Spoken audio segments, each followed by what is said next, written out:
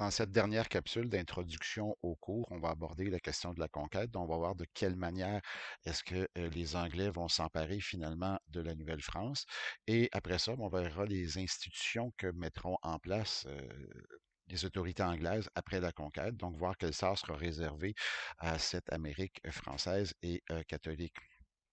Alors, tout d'abord, il faut comprendre que la conquête se produit dans un contexte, donc c'est le contexte de la guerre de 7 ans. C'est probablement une des guerres les plus importantes de la période moderne. Donc, ça affronte, en fait, s'affrontent durant cette guerre les Anglais et leurs alliés et la France et leurs alliés. Donc, la guerre se déroule entre 1756 et 1763. C'est généralement considéré comme étant la première véritable guerre mondiale parce que dans le contexte des découvertes, dans le contexte des empires coloniaux, ben à partir de maintenant, on se bat désormais non seulement en Europe, mais on va également se battre en Amérique du Nord. On va le voir plus en détail. Puis également, on va aller se battre jusqu'en Asie. Donc, c'est vraiment une guerre à l'échelle planétaire, c'est-à-dire partout où les Anglais et les Français possédaient des colonies, bien évidemment, il y aura des affrontements. Ce qui nous intéresse plus, nous, dans ce cas-ci, c'est l'Amérique du Nord, évidemment. Ce qu'il faut voir, c'est que déjà, même avant le début de la guerre de 7 ans, en fait, la guerre de 7 ans va commencer suite à des affrontements qui se sont produits entre les colonies françaises et anglaises en Amérique du Nord. Alors, dès 1754, il y a des combats qui commencent. Il y a des zones d'affrontement plus chaudes en Amérique du Nord. Il y a l'Acadie, notamment, qui est passablement contestée entre Anglais et Français. Puis également toute cette zone qui est au sud du lac Ontario, c'est-à-dire cette zone donc de la vallée de l'Ohio essentiellement, où il y aura des accrochages entre des, des, des, des, des- des phares français, si on peut dire comme ça, parce que les Français avaient établi des phares un peu partout afin de protéger le commerce des fourrures. Donc, des affrontements entre ces possessions françaises et des colons britanniques qui, eux, sont peut-être intéressés à commencer à prendre de l'expansion vers l'ouest. Donc, comme je le disais, les événements qui se produisent en Amérique du Nord auront un impact, en fait, vont déclencher d'une certaine manière, vont précipiter le conflit qui va se produire en Europe. Donc, cette guerre-là qui va s'étendre en Amérique du Nord, c'est ce qu'on appelle communément la guerre de la conquête. Donc, c'est de 1754 jusqu'à 1760. Il y aura des combats un peu partout en Amérique du Nord. Euh, c'est que ça devient assez clair que les Anglais vont remporter cet affrontement-là. Pourquoi? Parce qu'ils mettent plus de ressources, comme je le disais dans la capsule précédente, ils mettent plus de ressources, ils envoient plus de ressources en Amérique du Nord, alors que la France, elle, en Europe, entourée de toutes sortes d'ennemis, va mettre beaucoup plus d'énergie à protéger ses possessions en Europe et envoie donc moins de ressources en Amérique du Nord. Alors, les combats font rage, comme je le dis, à partir de 1754, et plus on avance dans le temps, plus les Anglais ont le dessus.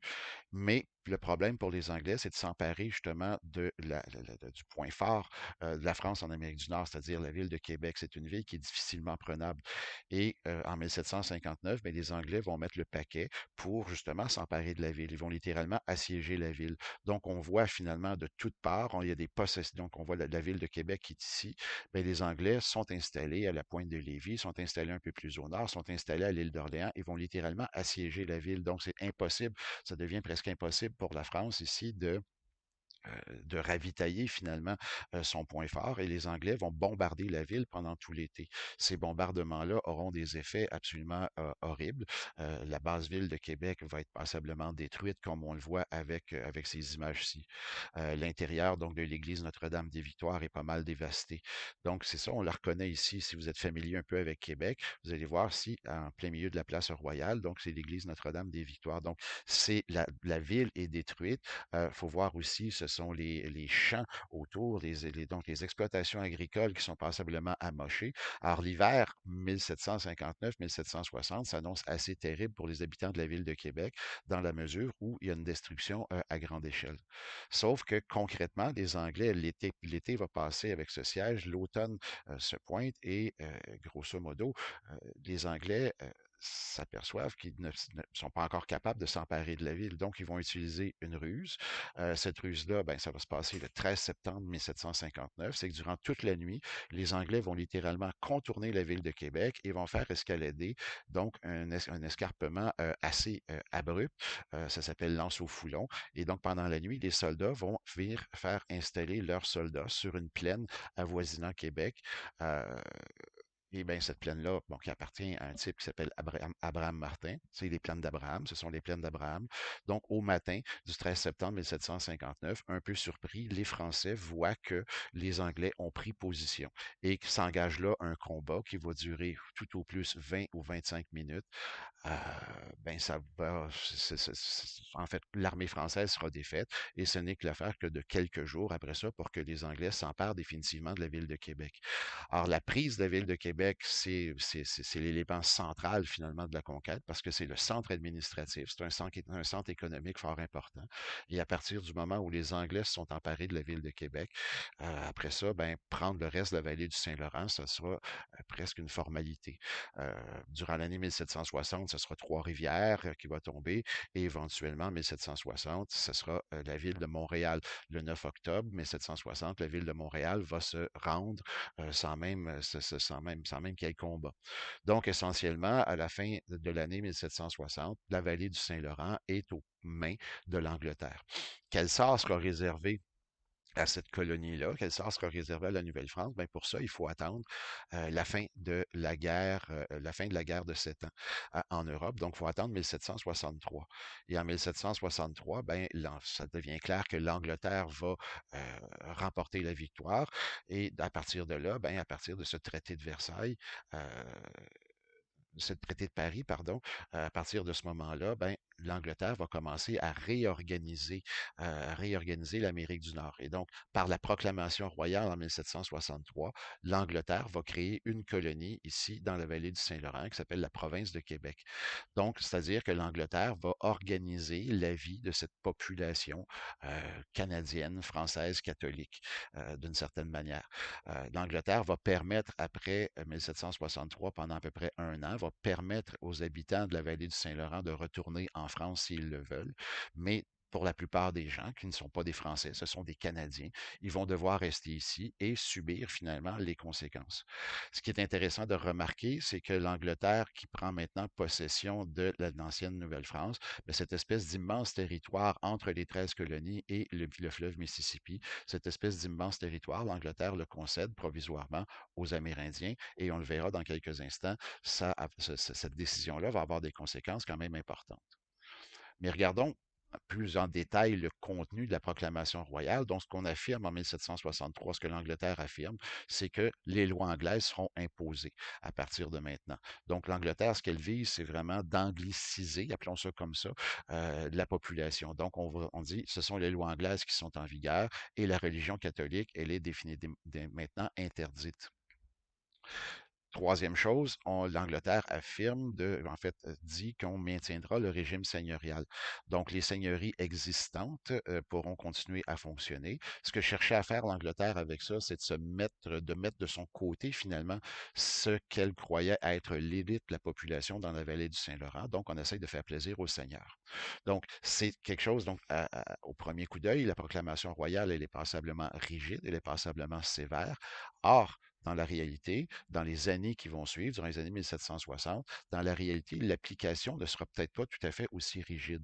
On impose les lois anglaises, mais on va continuer à respecter pendant un certain temps le droit civil français qui est en vigueur. On interdit la religion catholique, mais elle sera tolérée, c'est-à-dire qu'on ne fermera pas les églises, on n'ira pas emprisonner les prêtres, ni rien de ça. On va tolérer la pratique, pour l'instant, de la religion catholique. En fait, la réalité, c'est quoi? C'est que l'Angleterre n'a pas encore suffisamment d'effectifs, appelons ça comme ça, en Amérique du Nord en tout cas dans cette vallée du Saint-Laurent, pour pouvoir justement imposer de façon rigide le contenu de la proclamation. Donc, on tolère des choses. On maintient le régime seigneurial, sauf qu'on va bloquer son expansion. On ne créera plus de nouvelles seigneuries et à la place, les Anglais vont mettre en place le système des cantons. Donc, quand on parle d'attribution des terres, donc ce sera un système nettement plus britannique. Donc, c'est la proclamation royale, c'est la province de Québec commence à exister. Cette colonies-là commencent à exister. Sauf qu'il y aura rapidement des changements, notamment au niveau économique. L'espèce d'immense réseau de commerce des fourrures mis sur pied par des Français et les Canadiens à l'époque de la Nouvelle-France, ben maintenant, cet immense réseau-là va passer aux mains de marchands anglais et écossais qui vont rapidement venir s'installer à Québec et à Montréal, attirés par cette manne-là. Éventuellement, ce sont ces premiers marchands de fourrure anglais-écossais, ce sont eux, ultimement, qui se transformeront en marchands de bois au tournant du 19e siècle, mais ça, on en reparlera un petit peu plus tard. Probablement que la proclamation royale aurait pu en fait, le contenu de la proclamation royale aurait pu finalement être imposé de façon plus rigide après quelques années, sauf qu'arrive un événement majeur au Sud, c'est-à-dire c'est la Révolution américaine. Cette Révolution américaine aura quand même un impact assez intéressant sur le développement de la province de Québec et sur le développement de toutes les colonies britanniques en Amérique du Nord. Bon, je reviens à la carte que je vous montrais tout à l'heure. Donc, je le rappelle,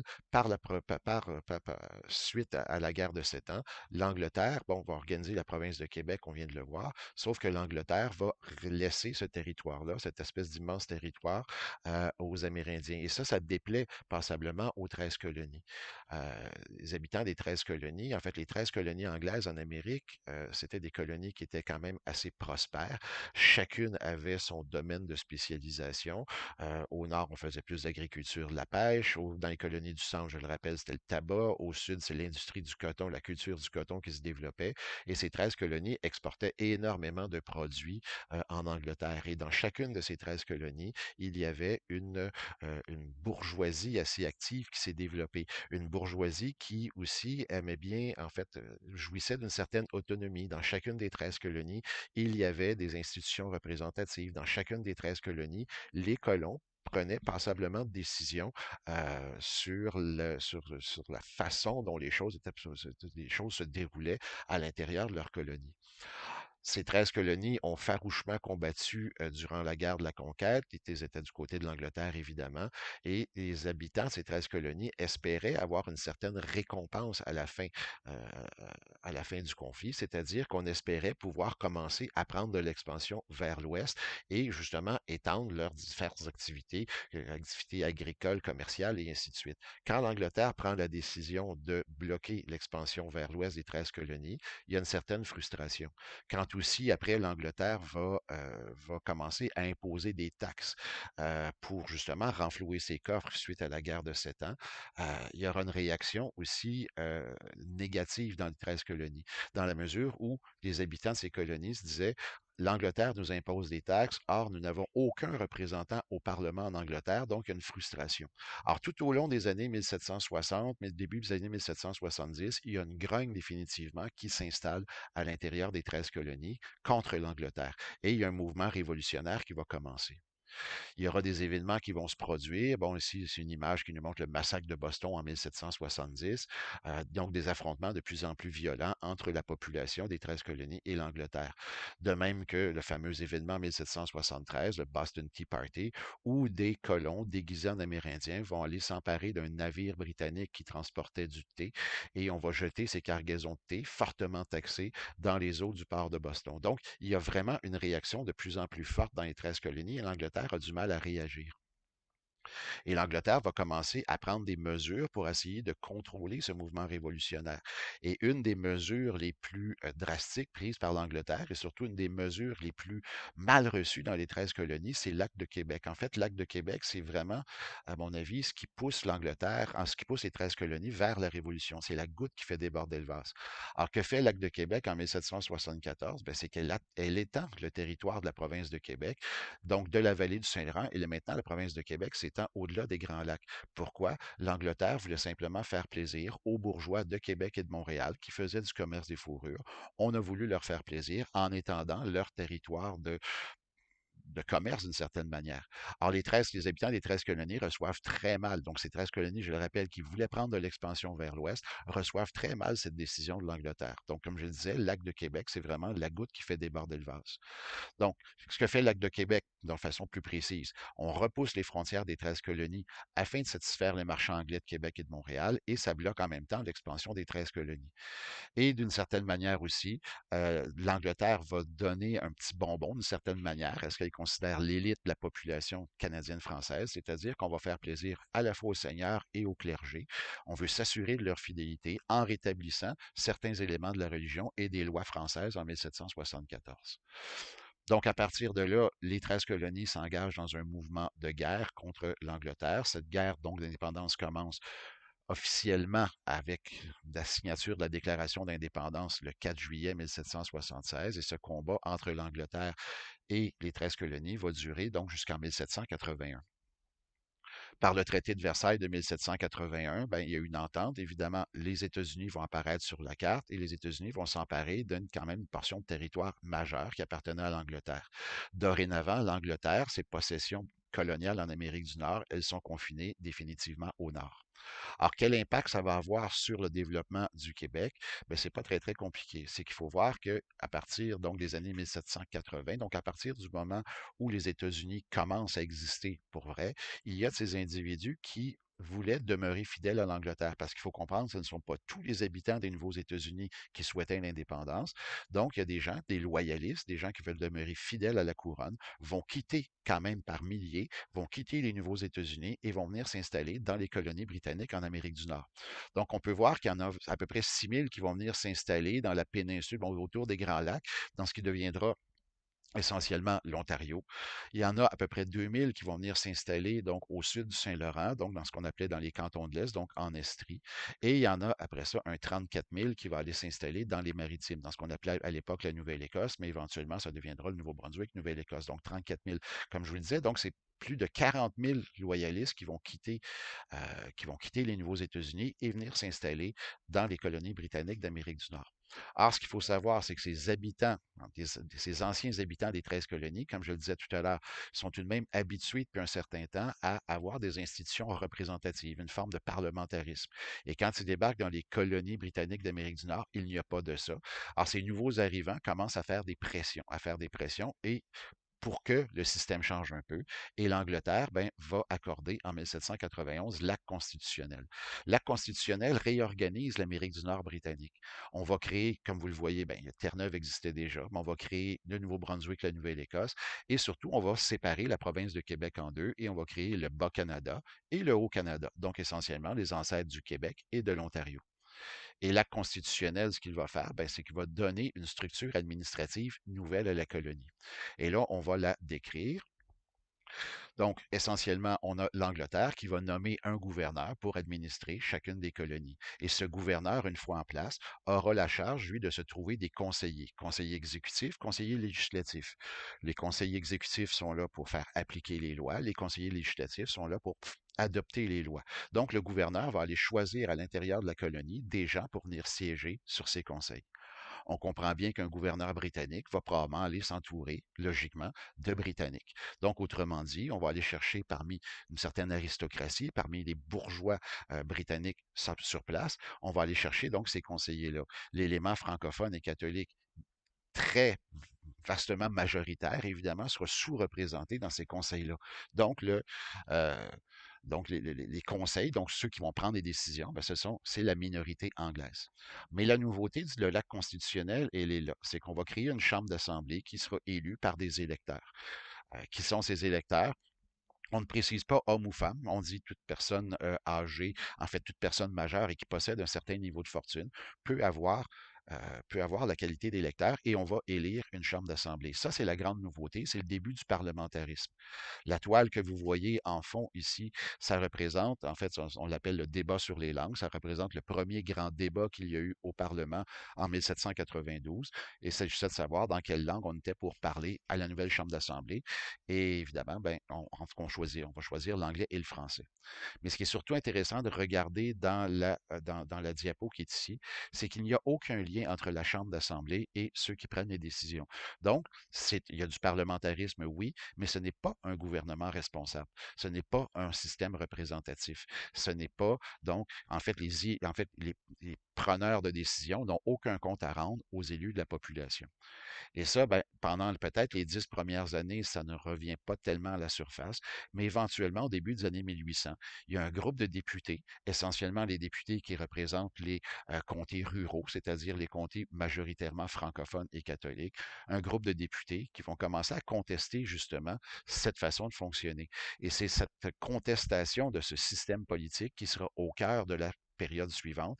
Et c'est ça, éventuellement, qui sera remis en question par les patriotes. Et c'est ça qui sera au cœur des rébellions de 1837-38. C'est la remise en question de ce système-là.